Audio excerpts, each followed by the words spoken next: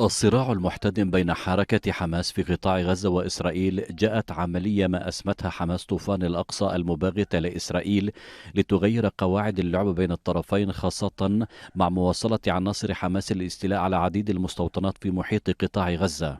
ما يقوم به شعبنا الفلسطيني هو دفاع عن نفسه أمام الجرائم المتصاعدة من قبل حكومة الاحتلال. قطعان مستوطنيه وجيشه وحكومته تعلن حرب مفتوحة ضد الشعب الفلسطيني، سواء في القدس عاصمة دولة فلسطين وما يجري في المسجد الأقصى المبارك وفي المدينة المقدسة، أو في الحرم الإبراهيمي الشريف في الخليل، أو في كل أراضي فلسطين المحتلة. إسرائيل التي عاشت صدمة لهذه المباغتة عدة ساعات وأسفرت عن سقوط مئات الإسرائيليين بين قتيل وجريح، بدأت عملية عسكرية أسمتها السيوف الحديدية ضد مختلف المدن في قطاع غزة، أسقطت مئات الضحايا والجرحى.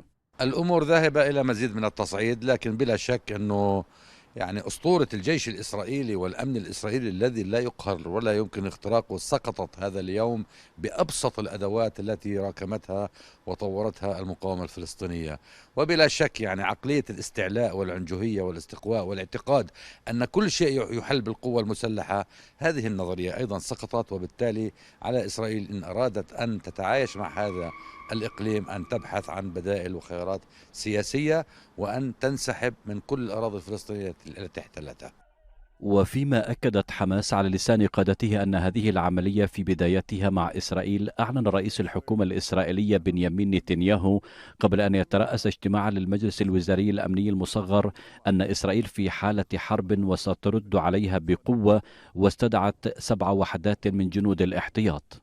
هذا العدوان لا يمتلك سوى محاولة فرض بقائها على الأرض، محاولة كسر إرادة شعبنا الفلسطيني، وهذا الأمر الذي لن يحصل، لأن ستبقى إرادة شعبنا الفلسطيني فوق كل إرادات الاحتلال. إسرائيل تحاول أن تشطب الموضوع الفلسطيني تماما من التداول، كما فعل نتنياهو في خطابه أمام الأمم المتحدة حين عرض خارطة وقال هذه هي إسرائيل، لا ذكر على الإطلاق للموضوع الفلسطيني. ما بين طوفان الأقصى اسم عملية حماس والسيوف الحديدية التي أطلقت إسرائيل عليها ما ستقوم به من رد على المباغتة التي قامت بها حماس باستهداف المستوطنات في محيط قطاع غزة، يحتدم الصراع ما بين الطرفين وسط تأكيد بأهمية أن يكون هناك موقف دولي من أجل عدم تأجيج هذا الصراع إلى أعمق من ذلك.